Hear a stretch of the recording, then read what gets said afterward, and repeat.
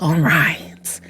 Today's story takes place way back in the day, back in the 1900s, okay? This story also does involve nuns and priests and the Catholic faith. So if that's something that triggers you, just know that that's happening in this story, okay? Don't say 1900s, don't do us. No, seriously, it takes place in the 1900s though. The year is 1918. And Father Edward has put together enough money to start his very own church. And this is an exciting thing because his Polish Catholic congregation had immigrated to Michigan after being systemically discriminated against. And once they got to, I think it's the little finger of Michigan. Somebody tell me where that is. I'm not sure. Michigan is the fingers, right? They moved to the little finger. Anyway, once they got there, they started building their own. They started creating their own businesses, forging their own finances, and they felt that they owed their success to their faith. So an unspoken sort of rule that started whooshing around specifically Polish Catholicism is that at least one of your daughters is supposed to accept the call and become a nun, and one of your sons is supposed to accept the call into priesthood. So families with 8 to 10 kids are sending them all to Catholic monastery school with the hope that someone chooses to answer the call, because you don't want to be the family where none of your kids went into the faith, right? You don't want to be that family. So back to Father Edward. He wants to break ground on a new Holy Rosary church, and he finds this small church that it doesn't have a lot of parishioners. He basically absorbs this church and then says, I want to break ground on a new church on this site. So he goes to Bishop Edward. They have the same name, Father Edward, Bishop Edward. He goes to Bishop Edward and he says, I'm ready to break ground here. I have the money. I have the following. What do we need to do? And Bishop Edward goes, cool. It's totally cool. We're going to break ground. We're going to build this beautiful church. It's going to bring in so much money. It's going to bring in so much love for the Lord. But what are you going to do about the nun that was buried in the basement? Let's move our story back. I know how much y'all love when I do that. I know how much you love when we start in one place and then we go back in time. So let's move our story back from 1918 to 1906. In 1906, there is the Holy Rosary Church that stands in the same place as the one Father Edward is trying to break ground on. And this church, it's much smaller. The monastery school is much smaller. It's only servicing about 200 kids. And I realize the 200 kids doesn't sound like a lot. I realize the 200 kids sounds like a lot, but in the grand scheme of things, it's not. Remember when I said that Catholic families who have 8 to 10 kids are sending all of them to these Catholic monasteries, hoping that somebody answers the call? Okay, so 200 kids, it's not a lot, but it's enough. And there is one nun, Sister Mary Janina. Sorry, I think it's pronounced Yanina. Sister Mary Yanina, who is just the coolest nun ever.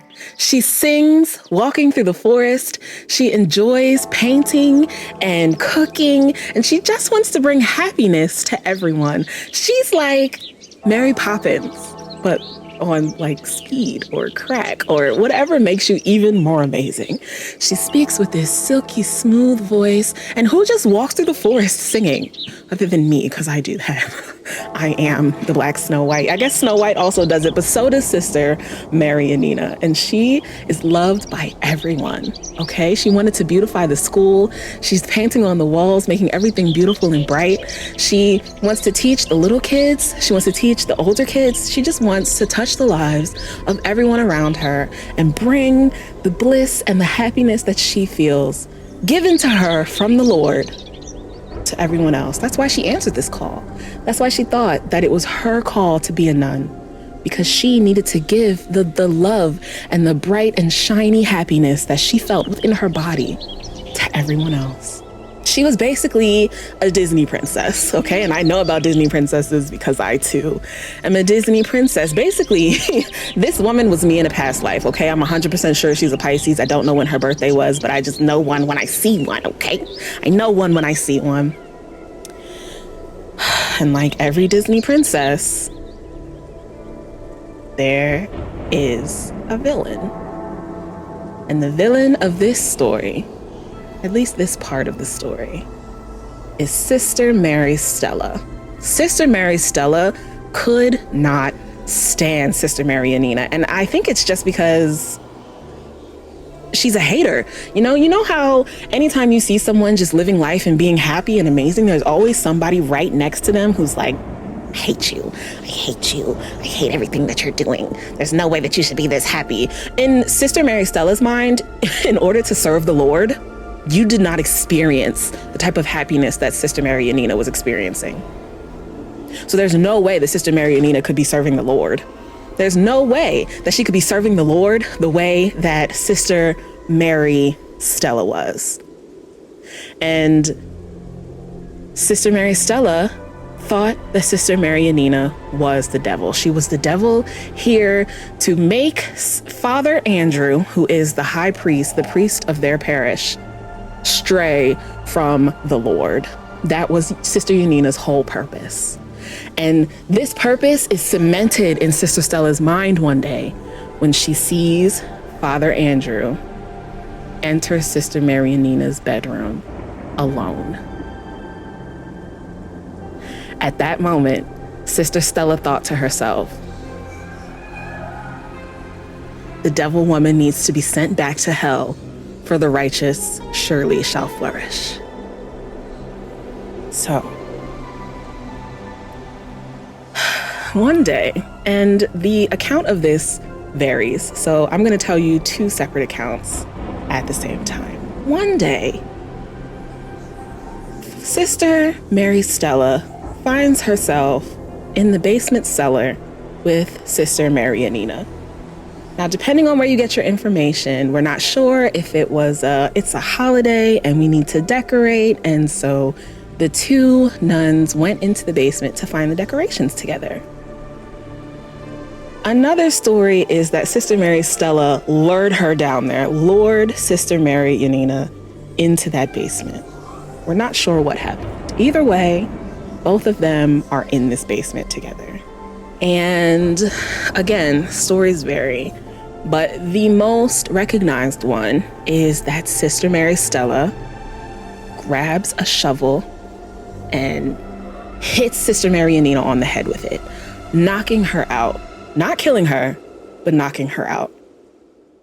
And then in this cellar, in this basement cellar, and this is 1906, so the basement cellar is made of dirt. It's a dirt cellar. In this cellar, Sister Mary Stella uses her shovel and starts burying Sister Mary Yanina alive.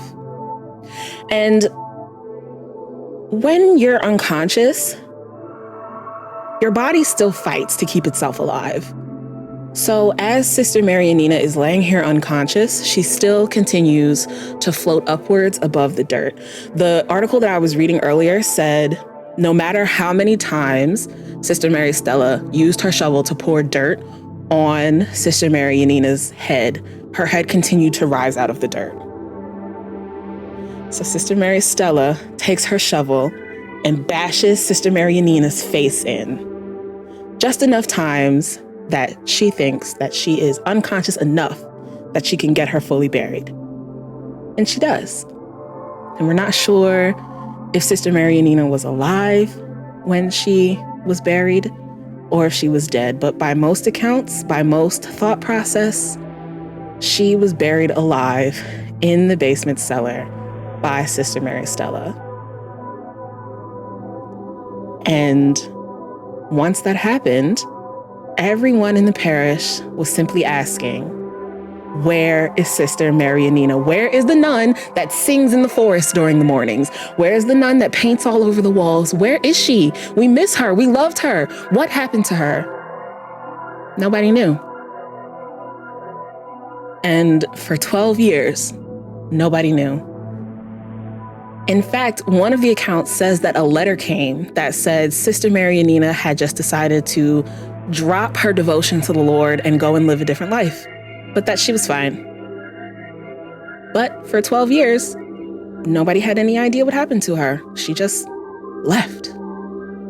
Until 1918, when Father Edward is ready to break ground on his new church. And Bishop Edward says, "But what about the nun buried in the basement?"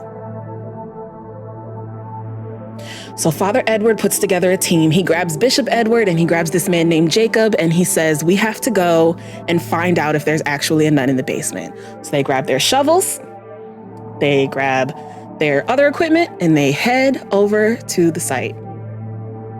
And they start digging. And when I tell you what they unearthed, so in the last part, Father Edward, Bishop Edward, and some guy named Jacob go into the basement cellar with their shovels, and they start digging. And they don't have to dig very low. They don't have to dig very long, because remember,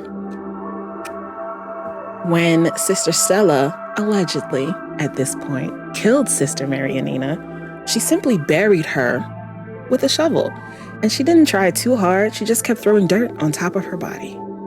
So they're digging. And they're digging. And what they unearth is a full skeleton of Sister Marianina. And cradled inside this skeleton of a fully grown woman are the remains of a fetus. So not only was Sister Mary Stella right about Father Andrew sneaking into Sister Marianina's room at night, Father Andrew actually impregnated Sister Mary Yanina. And I don't know if y'all know about nuns, okay? But at this point, I don't know about nuns right now, because I don't really do too much research into Catholicism. But at this point, in 1906, well, in the 1900s, between 1906 and 1918, nuns were devoted to the Lord, okay? Their sexual prowess was for Jesus. So at no point should a nun become pregnant unless it is the second coming. But we'll never know how they treated this child. We'll never know how they would have treated this child, how they would have looked at this pregnant nun, if they would have thought, oh my gosh, that is the second coming of the Lord Jesus, because the Lord has impregnated this nun. We don't know if they would have thought that, because she died, because Sister Mary Stella killed her. So when Father Edward unearthed these bones, along with the small remains, the small bones of a child, he decided that he was going to keep it a secret. This was an old wives' tale, right? At this point, it had been 12 years. At this point, this story had been passed down through generations, through over the years. I'm saying through generations, it had been 12 years. This story had been passed down, and it just seemed like a myth, okay? Nobody thought that it was real. Nobody knew for sure that it was real, except for now, Father Edward, Bishop Edward, and that man named Jacob. And Father Edward said, if we let this get out, if people find out that I have purchased this sacrilegious land, that I'm trying to build a church on sacrilegious land, it would never work. No one would ever come and worship. No one would ever come and spend any money. And so they kept it a secret.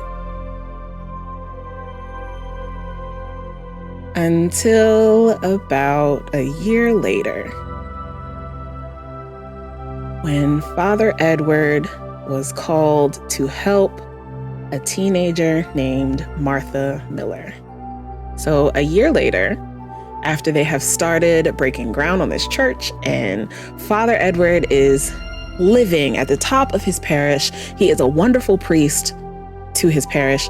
He is called by the family of Martha Miller to come over because they need counsel. Martha works as a housekeeper at Holy Rosary, so she is a nun in training. She's not a nun yet, but she is learning the duties of a nun, those same duties that Sister Mary Stella thought would bring her closer to the Lord. Martha Miller is learning those duties now. She has not yet taken the oath of celibacy. She has not yet fully devoted her life and her work to the Lord, but she's on the way. She's on the way. And she works at Holy Rosary, where Father Edward is the priest here. So when he is called to this house to counsel, the family of Martha Miller tells him that she, a teenager, has fallen pregnant, and she refuses to tell who the father is. So Father Edward takes her to St. Joseph's Hospital, where she stays until she gives birth to the child. And once she gives birth to the child, she gives the child up for adoption, as is the way when, at this time, a Catholic teenager falls pregnant. So in early 1919, on her return trip after giving birth, Father Edward tells her what he unearthed in the basement of Holy Rosary. He tells her about the bones. He tells her about the fetus, and she's horrified. Martha had heard the stories, the old wives' tales, the spooky bedtime stories about the nun that was buried under the church, but she didn't believe them until Father Edward told her what he found. So now, after hearing all of this, after having been alone for months at St. Joseph's waiting to give birth, and after having her child ripped from her arms and given to another family, she's feeling confident. She's feeling like she can take on the world. She is feeling strong. And she finally chooses to go to her father and tell him her confession. And this is what she confessed to him. While working as a housekeeper in Holy Rosary, Father Edward would regularly take her into his chambers. And he is the father of the child she just gave birth to. And that is the story of Father Andrew, Father Edward, Sister Yanina, and Sister Stella. The 1900s Catholic Church that was just really on some fuck shit.